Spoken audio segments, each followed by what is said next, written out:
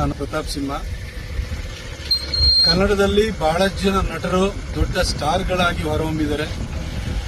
ಆದರೆ cult following ಯಾರಿಗಾರಿದೆ ಅಂತ ಹೇಳಿದ್ರೆ ಅದು Darshan, one and only Darshan ಅವರಿಗೆ ಮಾತ್ರನೇ ಆ ಥರ ಕಲ್ಟ್ ಫಾಲೋಯಿಂಗು, ಭಯಂಕರ ಹುಚ್ಚು ಅಭಿಮಾನ ಇರುವಂತಹ ಫ್ಯಾನ್ಸು ದರ್ಶನ್ ಅವರಿಗೆ ಇರುವಂಥದ್ದು.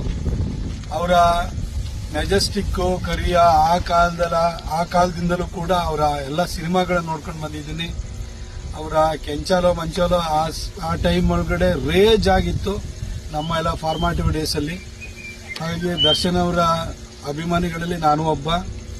ನಮ್ಮ ಕನ್ನಡ ಚಿತ್ರರಂಗದಲ್ಲೇ ಇದ್ದು ಕನ್ನಡದ ಬೆಳವಣಿಗೆಗೆ, ನಮ್ಮ ಚಿತ್ರರಂಗದ ಬೆಳವಣಿಗೆಗೆ ದೊಡ್ಡ ಕಾಂಟ್ರಿಬ್ಯೂಷನ್ ಮಾಡಿರುವಂಥವ್ರು. ಅವರ ದಿ ಡೆವಿಲ್ ಸಿನಿಮಾ ಡಿಸೆಂಬರ್ 11ನೇ ತಾರೀಕು ಅಭಿಮಾನಿಗಳ ಒತ್ತಾಯದ ಮೇರೆಗೆ ಪ್ರದರ್ಶನವನ್ನು ಕಾಣ್ತಾ ಇದೆ.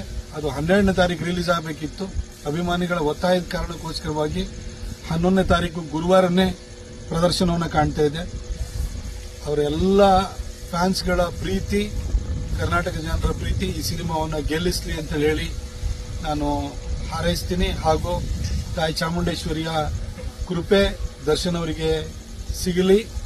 ಈ ಸಿನಿಮಾ ಅದ್ಭುತವಾದಂಥ ಯಶಸ್ಸನ್ನು ಕಾಣಲಿ ಅಂತ ಹೇಳಿ ಪ್ರಾರ್ಥಿಸ್ತೀನಿ.